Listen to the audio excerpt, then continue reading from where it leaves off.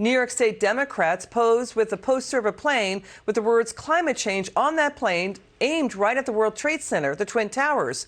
Joining us now, New Jersey Congressman Jeff Van Drew. So this it's good to see you, Congressman. This climate justice rally in Albany, they're trying to use 9/11 for climate change? This is just weird. I mean, literally the lack of compassion, the lack of humility, and the level of stupidity to make that comparison and not to care about all those people who lost their lives in the greatest tragedy that's ever happened on our homeland. It's like becoming some kind of a bizarre religion now. It's too much. Of course we are concerned about climate change, but we're concerned about human life and the future of the country and the country being strong. Yeah, the state lawmakers now apologize, say they didn't see the content of the sign, and the group running the rally, New York Renews, condemned this banner. Let's talk about this. The president did campaign on getting the U.S. off of oil and onto green energy.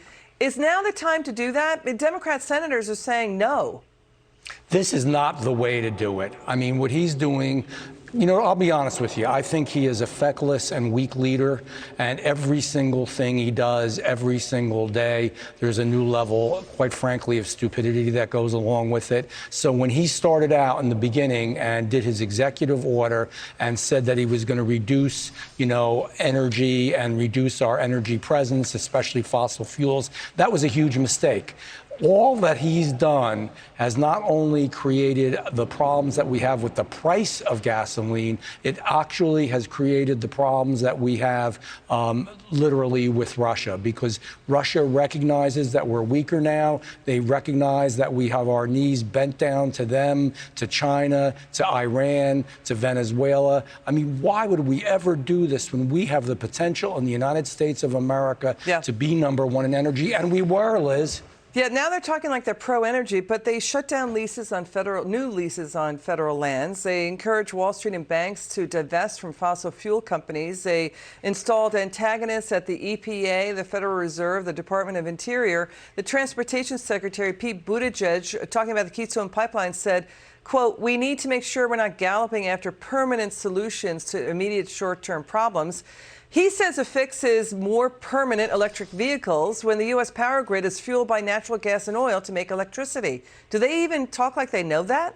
I don't think they really understand that the way you make electricity is also by using fossil fuels. I don't think they know how much we're going to depend on China and other countries for the rare elements and minerals and things that you need in batteries. I'm not sure they understand that batteries themselves are polluters, and you're going to have real issues after a while when you've got to dispose of them and get rid of them. I'm not sure they know how much it costs to run windmills and it costs to actually have solar panels.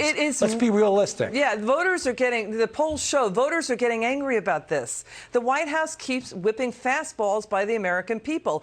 Biden is knocking out U.S. energy and importing way more crude oil. Imports from Russia went up 41% under Biden versus Trump. And remember the dozens of green energy companies that went bankrupt beyond Solyndra after the Obama White House gave away tens of millions of dollars in federal taxpayer money? So there's dozens and dozens of them. We show that. Now the White House, the president, last November, he talked about getting the FTC, the Federal Trade Commission, to investigate price gouging by oil and gas. Senator Warren is talking about this. So now we're going to see these hearings to shift blame away from their bad policies and how anti-U.S. energy they are to go after the oil companies. Are we going to see that again? We saw that under Obama. Probably will. It's convenient politically, but the real truth is that our carbon footprint is only 15% on the world, and the real truth is our energy is cleaner, and the real truth is we give all kinds of special breaks to China and Russia and other countries, and they do whatever they want, including coal, but we actually punish ourselves, hurt our American people, and give everything away to those on the outside, these other countries. Well, you know, if they care so much about green energy, then don't turn on the lights. Right? Because that's where electricity comes from.